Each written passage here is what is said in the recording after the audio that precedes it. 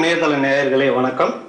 இன்று நாம் சந்திக்க இருக்கும் முக்கிய பிரமுகர் அநேகமாக புலம்பெயர்ந்த தமிழர்களுக்கும் உலக தமிழர்களுக்கும் அவருடைய குரல் நன்கு பரிச்சயமாக இருந்திருக்கும். குமுதம் இணையதளத்தின் மூலமாக முதலில் அவரை நாம் சந்திக்க இருக்கின்றோம். அருட்தந்தை திரு ஜகத் கஸ்பார் அடிகளார் அவர்களை சந்திக்க இருக்கின்றோம். குறிப்பாக தமிழ் மக்கள், அந்த தமிழ் இனம், தமிழ் மொழி என்பதில் ஒட்டுமொத்த அந்த சமூகமும் ஒரே கருத்தோடு ஒன்றாக இருக்க வேண்டும் என்பதில் தனிப்பட்ட ஒரு ஆர்வம் கொண்டவர். இலங்கை தமிழர்கள் மத்தியில் இலங்கை தமிழ் மக்களுக்காக நீண்ட காலமாக குரல் கொடுத்து அந்த களத்தில் போராடி கொண்டிருப்பவர். இன்றைய சூழ்நிலையில் அவரை நாம் பேட்டி காண்பதன் மூலமாக பல குழப்பங்களுக்கு தெளிவான ஒரு பதில் கிடைக்கும் என்ற நோக்கத்தோடு அவரை சந்திக்க இருக்கின்றோம். வணக்கம். வணக்கம் ஏகலைவன்.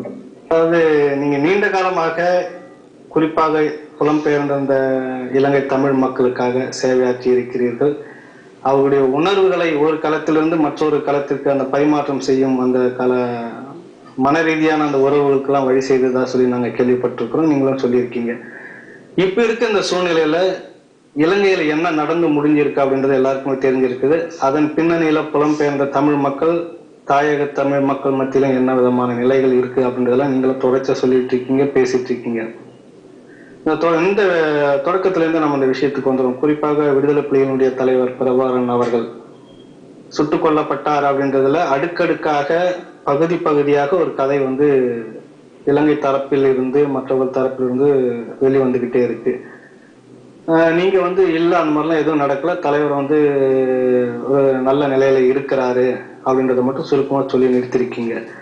ஏன் அந்த மாதிரியான செய்திகள் சிங்கள தரப்புல சொல்லிட்டு இருக்கிறாங்க? நீங்க அதை எப்படி மறுக்கிறீங்க? அதுக்கான பின்னணி காரணங்கள் என்ன அப்படின்றதுல நம்ம போயிடலாம். அதாவது இந்த ஈழத்தமிழ் விடுதலை போராட்டத்தினுடைய சமகால நிலையை நாம் ஓரளவுக்கு பறந்துபட்டு உள்ள தூய்மையோடு அதே வேளை மன துணிவோடு கூடவே நம்பிக்கையோடு எதிர்கொள்ள வேண்டும் என்பதுதான் என்னுடைய கருத்து. இந்த வரலாறு என்பதையும் உண்மை என்பதையும் நாம் எப்போதும் மறுக்க முடியாது, மறுக்கவும் கூடாது. இந்த இருக்கிற நிலை என்ன, உண்மை என்ன, யதார்த்தம் என்ன என்பதை மதிப்பீடு செய்து அதிலிருந்து முன்னோக்கி செல்வதுதான் அறிவுடைமையாக இருக்கும். அவ்வகையில் ஈழத்தமிழ் விடுதலை போராட்டத்தை தாக்கியிருப்பது ஒரு மிகப்பெரிய சுனாமி.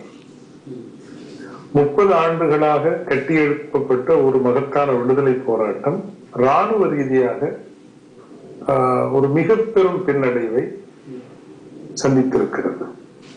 தமிழீழ விடுதலை புலிகளினுடைய மரபு ரீதியான இராணுவ பலம் நிர்மூலமாக்கப்பட்டிருக்கிறது என்றுதான் சொல்ல வேண்டும்.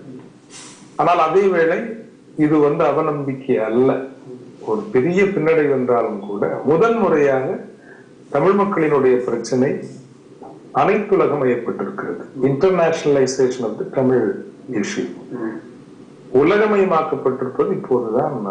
கடந்த 30 ஆண்டு காலத்தில் இந்த காலகட்டத்தில் இரண்டாவதாக நடந்திருப்பது உலகெங்கும் வாழ்கின்ற தமிழ் மக்களிடையே ஒரு உணர்வு தோழமை. நம் கண்ணெதிரே இப்படி ஒரு பெரும் கொடுமை நடந்து விட்டது, தமிழர்களாகி நாம் தோற்று போய்விட்டோமே, 10 கோடி உயிர்கள் இந்த இனத்தில் இருக்கின்றன, அந்த இனத்தை இப்படி முற்றுகையிட்டு உலகம் ஒரு அக்கறையின்றி தகர்த்து விட்டது, இனி நமக்கு நாமேதான் துணை, உலக ஒழுங்குகள் எதுவாக இருந்தாலும் அதை எதிர்கொள்ள தயாராக இருக்கிறோம் என்கின்ற ஒரு உணர்வு எழுச்சி முதன்முறையாக தமிழ் நேஷனலிசம் என்று சொல்லுவோம், அந்த உணர்வு வலுவாக ஏற்பட்டிருக்கிறது. இந்த காலகட்டத்தில் தேசிய தலைவரினுடைய இருப்பு பற்றி இருவிதமான கருத்துக்கள் வந்திருக்கின்றன. இதை பற்றிய தீர்ப்பு எழுதுகின்ற ஒரு நிலையில் நான் இல்லை என்பதையும் நான் நேர்மையோடு ஒத்துக்கொள்ள வேண்டும். ஆனால் பரந்துபட்ட நிலையில் நான் அதை கண்காணித்து கேட்டறிந்து வந்த வரைக்கும் எதுவரை உண்மையை சொல்ல முடியும், எதற்கு மேல் சொல்ல முடியாது என்பதை மட்டும்தான் நான் சொல்ல முடியும். அந்த வகையில் கிளிநொச்சி விழுந்த பிறகு முல்லைத்தீவு முற்றுகை நடக்கின்ற வரை தேசிய தலைவர் பிரபாகரன் அவர்கள் வேறு நாடு எதற்கும் போகவில்லை, களத்தில் தான் இருந்தார் என்பது உண்மை. உண்மையில் நான் இந்திய தேர்தல் நடப்பதற்கும் ஒரு வாரத்திற்கு முன்னால் ஏறக்குறைய இந்த மே 13க்கு அதுக்கு முன்னால் அந்த NDTVயில் ஒரு பிக் ஃபைட் என்ற ஒரு நிகழ்ச்சி நடந்தது. அதில் நானும் பங்கேற்றேன். என்னோடு எதிர்தரப்பில் இருந்தவர்கள் எல்லாம் சுப்பிரமணிய சாமி, ஹிந்து என் ராம், சோ ராமசாமி, முராரி, இப்படி எல்லாமே எதிராளர்களாக இருந்தார்கள். நானும் டாக்டர் எழிலன் அவர்களும் தான் ஆதரவாளர்கள் இந்த வகையில் இருந்தோம். அந்த நிகழ்ச்சியை பார்த்துவிட்டு முதலில் அதற்கு ஒரு ரெஸ்பான்ஸ், ஒரு பதில் வந்தது. அந்த முல்லைத்தீவு களத்தில் இருந்து நடேசன் அவர்கள் பேசினார்கள். தலைவர் உங்களுடைய நிகழ்ச்சியை பார்த்தார். பார்த்தா நேரடியா பார்க்கல, ரெக்கார்ட் பண்ணி, நேரடியா சேட்டலைட்ல அவர் இருக்கிற இடத்துல கனெக்ட் பண்ண முடியாது.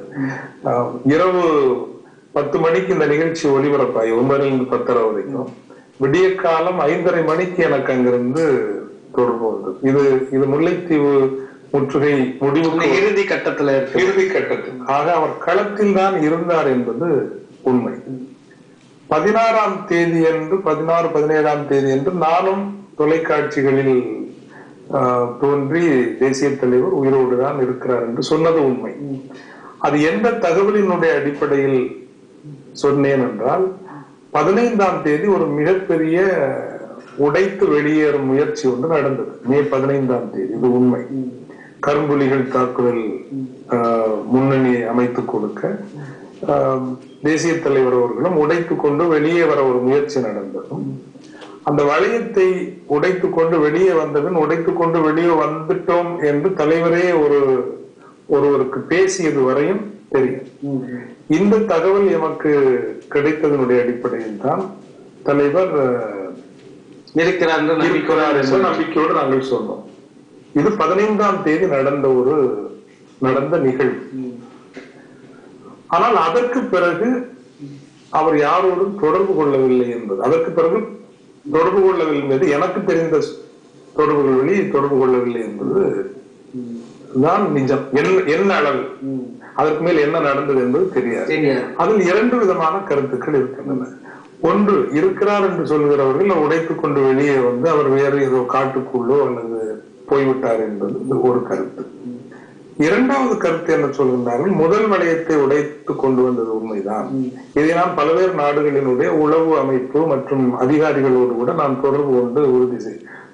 அவர் உடைத்துக் கொண்டு வெளியே வந்தது உண்மைதான். ஆனால் என்ன சொல்கிறார்கள் என்றால், அவர் முள்ளிவாய்க்காலை உடைத்துக் கொண்டு வெளியே வந்தது, முள்ளிவாய்க்காலிலிருந்து புதுமாத்தளன் பகுதிக்கு வந்து சேர 3.5 கிலோமீட்டர் தூரம் இருக்கிறது. புதுமாத்தளனில் இருந்து கடல் வழியாக ஒரு 7 கிலோமீட்டர் வந்தால்தான் புலமொட்டை காடுகளுக்குள் செல்ல முடியும். இந்த இடைவெளி பரப்பில் இலங்கை ராணுவம் சாதாரண உடைகளில் சிறப்பு அதிரடிப்படையினரை நிறுத்தி வைத்திருந்தது. அவந்து தாக்குதல்களில் தேசிய தலைவர் உயிரிழந்தார் என்பது ஒரு சிலர் சொல்லுகின்ற ஒரு வாதம். அவர் உயிரிழந்த பிறகு அவருடைய உடல் என்று சொல்லப்பட்டதை கொழும்புக்கு கொண்டு வந்து எம்பாமிங் என்கின்ற ப்ரொசீஜர் செய்து அதற்கு பிறகுதான் கொண்டு போய் அங்கு களத்திலே போட்டார்கள் என்பது நான் இங்கு அமெரிக்க தூதரகத்தில் ஒருவரை சந்தித்து பேசிய போதும், இந்தியாவில் உள்ள சில அரசு அதிகாரிகளை சந்தித்து பேசிய போதும் சொல்லியிருக்கிறார்கள். ஆக, ஆனால் அந்த உடலை பார்க்கின்ற பொழுது எனக்கு நம்பிக்கை வரவில்லை. இதுதான் அவருடைய உடல் என்கின்ற நம்பிக்கை எனக்கு தெரியாது. அந்த உடல் நம்பிக்கை வரவில்லை. ஆக 17ஆம் தேதி அவர் 15ஆம் தேதி உடைத்துக் கொண்டு வெளியே வந்த மட்டும்தான் தெரியுமே தவிர, அதற்கு பிறகு அவருக்கு என்ன நடந்தது என்பதை பற்றி எனக்கு எந்த விதமான ஆதாரபூர்வமான உண்மைகளும் நிச்சயமாக தெரியாது. இன்னும் ஒன்று உண்மை, அந்த 15ஆம் தேதிக்கு பிறகு அல்லது அதிகபட்சமாக 17ஆம் தேதிக்கு பிறகு யாரோடும் அவர் தொடர்பு கொள்ளவில்லை. குறைந்தபட்சம் எனக்கென்று நம்பிக்கையான சில தகவல் தருகின்றவர்கள் இருக்கிறார்கள். அவர்கள் யாரோடும் அவர் தொடர்பு கொள்ளவில்லை என்பதும் உண்மை. ஆக, ஆனால் நான் என்ன சொல்கிறேன் என்றால், என்னுடைய தமிழீழ விடுதலை போராட்டம் முற்று முழுதாக ஒரு புதிய ஒரு பரிமாணத்தை அடைந்திருக்கிறது. தேசிய தலைவர் உயிரோடு இல்லை என்று நாம் வைத்துக் கொண்டாலும் கூட, அவர் உயிரோடு இருந்த போது இருந்த ஒரு ஆளுமையை விட இந்த உயிர்